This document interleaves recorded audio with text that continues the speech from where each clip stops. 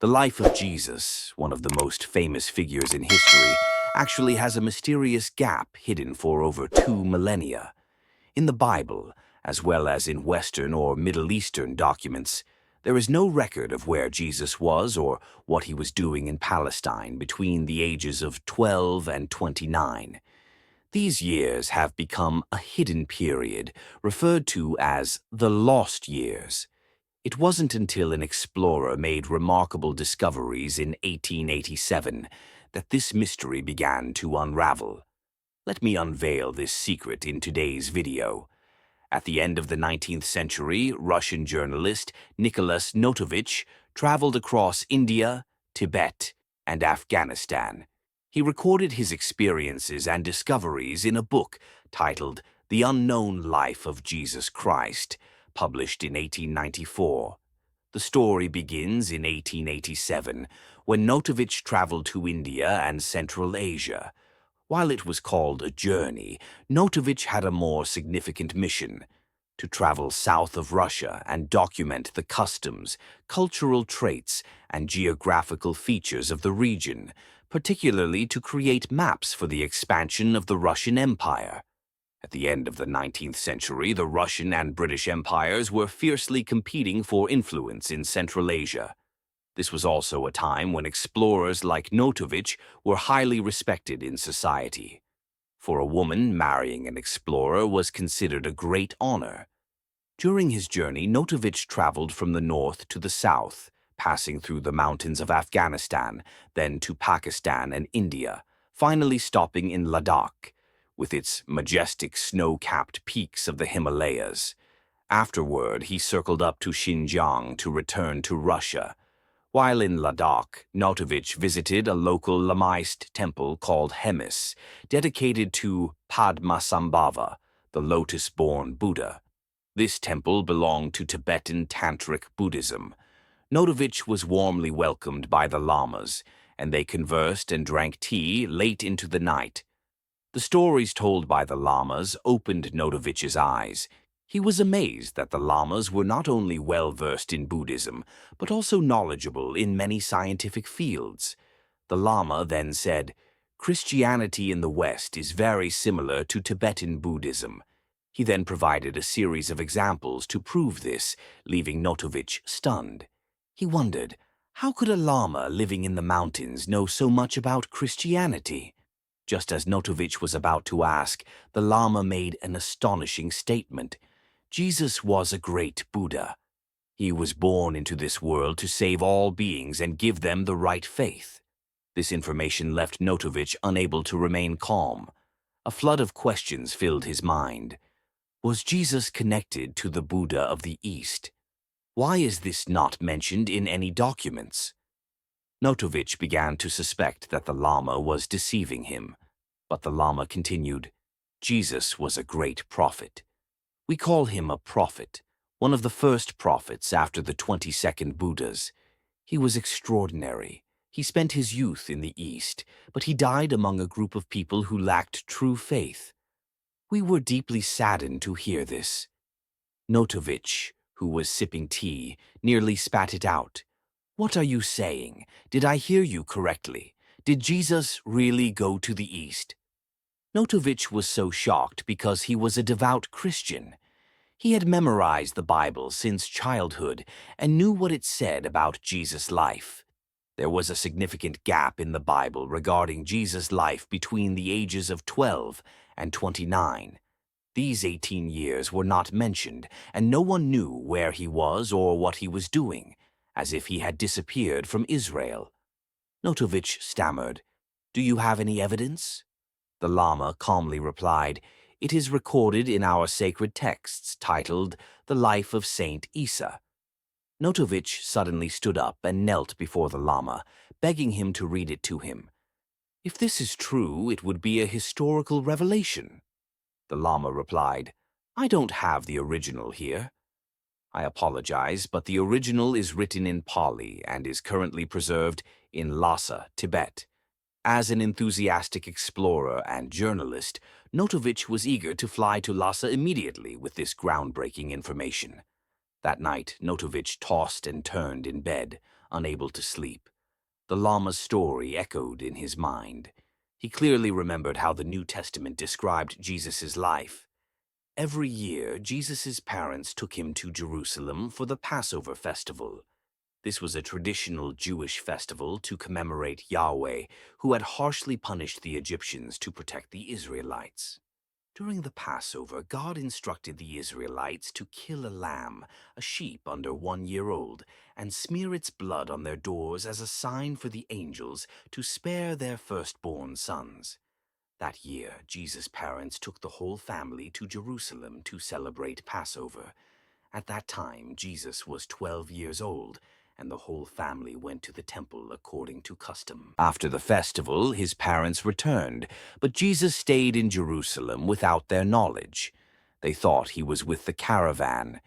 When they couldn't find him, they returned to Jerusalem to search. After 3 days, they found him in the temple, sitting among the teachers, listening and asking questions. Everyone was amazed at his intelligence and answers. When they saw him, his parents were astonished, and his mother said to him, "Son, why have you treated us like this? Your father and I have been anxiously searching for you." He replied, "Why were you searching for me? Didn't you know I had to be in my father's house?" But they did not understand what he was saying. Nevertheless, they took him back home. From then on, there were no more records of Jesus until he reappeared at the age of 30, diligently preaching and saving people. Therefore, the lack of information about this period of Jesus' life has always been a controversial issue. Many people say it's not hard to guess. Of course, Jesus' childhood was like everyone else's, living with his parents and helping with household chores. That's obvious. Now, hearing that the Lama had records of Jesus' life, including the lost years, Notovich couldn't wait another second. He decided to set out for Lhasa the next morning. At sunrise, the enthusiastic young man set off, heading northeast toward Lhasa. Unfortunately, after traveling just a few miles, Notovich slipped and fell on a rocky outcrop, breaking his leg. His goal of reaching Lhasa had to be postponed. He asked someone to take him back to the Hemis temple for help from the monks. When he returned, the lamas were relieved to see he was only slightly injured, as they knew how treacherous the terrain was. They continued to treat Notovich kindly, helping him recover. While resting, the lama who had spoken to him the previous day came to see him again. The lama had mentioned the biography of the prophet Isa. He slowly explained, "Although we don't have the original Pali text, there is a Tibetan translation. We occasionally take it out to read." Notovich didn't know whether to laugh or cry. He wondered, why didn't the Lama tell me this earlier? If I had known, I wouldn't have rushed to Lhasa and broken my leg. The Lama simply replied, "It was fate." Notovich eagerly asked the Lama to read him everything about the prophet Isa. The Lama smiled gently and said, "The biography left by the Lord is, of course, a gift to humanity. He is very willing to share it." They talked all night, one telling the story and the other diligently taking notes, not missing a word. A few days later, Notovich left the monastery after recovering. He had gathered a complete account of Jesus' life and experiences during his years of spiritual practice in the East. The story begins with a 13-year-old boy named Isa. At this age, according to Jewish tradition, he could marry. With a young man as intelligent and talented as Isa, it was no surprise that many families in the region came to visit and propose marriage, hoping to have him as their son-in-law. But one fine day, Isa left home. He joined a caravan led by Indian merchants. At that time, around the 1st century BCE, equivalent to China's Han Dynasty, the Silk Road had already been established, connecting the Mediterranean coast to inland China. Travel and trade between these regions became easy and common. Isa arrived in India at the age of 14. He settled there for a while, joining local meditation groups and studying with renowned monks. Isa was extremely intelligent and highly knowledgeable, quickly gaining fame wherever he went. As a result, many people from other places wanted to meet him. Some wanted to adopt him, while others wanted to marry their daughters to him. But Isa politely declined these offers. Later, he visited the Jagannath Temple in Puri, one of the most famous and mysterious temples of ancient times, dedicated to Krishna, the sky god, an incarnation of Vishnu in Hinduism. The locals believed that inside the statue of Krishna was his actual heart. The priests at Jagannath welcomed Isa. They taught him to read and understand the Vedas, taught him yoga, and methods of healing through prayer. They explained the scriptures to Isa and taught him how to learn from others throughout his life, avoiding evil desires. The goal of all this training was to help Isa achieve enlightenment, like Buddha Shakyamuni, and attain divine abilities. I must mention something else here. Hinduism and Buddhism coexisted and developed together at that time, even blending to create the unique culture of India that persists to this day. Some Hindu sects believe that Buddha Shakyamuni is an incarnation of the great Vishnu. Tibetan Buddhism later became the clearest manifestation of this fusion, including practices related to yoga, as we explored in previous videos. After learning from various religions and cultures, Isa began living in Varanasi and other sacred cities for 6 years. The locals loved Isa because he treated the lower castes, the Vaishyas and Shudras, fairly and even preached to them. It's worth noting that the ancient Indian caste system divided society into 4 classes, ranked from top to bottom. The first class was the Brahmins, the priests with the highest status. The second class was the Kshatriyas, the nobles, royalty, or warriors. The third class was the Vaishyas, the merchants and farmers. The fourth class was the Shudras, the slaves and manual laborers. Beyond these 4 classes were the untouchables, who could not interact with the teachings of the upper castes. According to Hindu teachings, Brahmins were created from the mouth of Brahma, representing the speech of the god, making them the most noble. Kshatriyas were created from Brahma's arms, while Vaishyas and Shudras were created from his thighs and feet, respectively. Vaishyas were only allowed to hear the Vedas during festivals, while Shudras were forbidden from even looking at or hearing the Vedas. The Brahmins and Kshatriyas were displeased with Isa's frequent interactions with the lower castes. They told Isa, "How can the lowly Vaishyas and Shudras hear the same teachings as the noble Brahmins and Kshatriyas? The great Brahma forbids us from approaching Vaishyas and Shudras because Brahma does not allow them to hear the scriptures unless, after death, they are fortunate enough to be reborn as Brahmins or Kshatriyas. You cannot break our rules." But Isa paid no heed to these words. In his eyes, the Supreme Being made no distinctions among his children. Regardless of caste, high or low, noble or humble, all were equal in the eyes of the Supreme Being. Isa continued to preach to the lower castes, embarrassing the Brahmins. They privately discussed how to deal with this young man. At the very least, they wanted to expel him, and some even suggested assassinating him. But local people always warned Isa in time, allowing him to move on to other places to study and preach.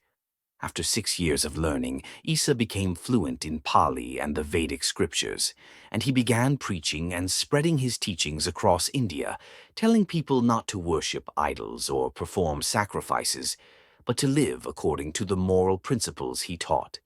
Isa devoted himself to preaching his teachings.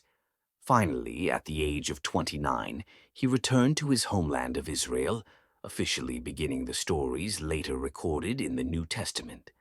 Notovich recorded this biography of the prophet Isa. 7 years after returning to Europe in 1894, he published the book The Unknown Life of Jesus Christ, which included the biography of Isa. Notovich wrote, "Those 18 blank years of Jesus' life were not blank at all. On the contrary, they were incredibly rich and crucial years. He left his homeland of Israel, traveled to India, studied with Buddhists and Hindus, and then returned to Israel. The book was immediately met with fierce criticism from biblical scholars. They all unanimously claimed, "This Notovich is talking nonsense. How can he connect the Lord with the paganism of India?" Because Notovich's book implied that the teachings of Jesus were the result of his spiritual practice and travels in India. It was as if Christianity was the result of the development of Buddhism. This made it seem as though Jesus was not the son of an omnipotent God. The doctrine of the Trinity in Christianity later asserted that Jesus was God, and if he was God, he would have known this from birth, not needing to travel and learn like a human. Most scholars who opposed him said, "This book is a fabrication by Notovich to make money." Even Ba Jia Min, a leading biblical scholar of the time, said, "No recognized scholar on earth doubts that Jesus is God anymore." Notovich's story helped him earn a lot of money and fame from his deception. As for Notovich himself, after 1916, he retired into seclusion and did not respond to these criticisms. Some scholars boldly spoke up for Notovich. Among them were several influential figures. The first to stand up was Fida Hasnain. He was the curator of the National Museum of Kashmir and a linguist, fluent in Arabic, ancient Sanskrit, and Persian. Hasnain said, "He has consulted historical documents about the places Notovich visited. The people Notovich met in Kashmir and Ladakh were real, with clear names and identities, not fabricated by Notovich." Thus, it seems likely that Jesus did spend 18 years studying in India. Of course, the teachings he later preached were not related to Buddhism, but were directly rooted in Jewish tradition. As for why Jesus did not share this part of his life with his disciples, we may explore that in future videos. Thank you for watching.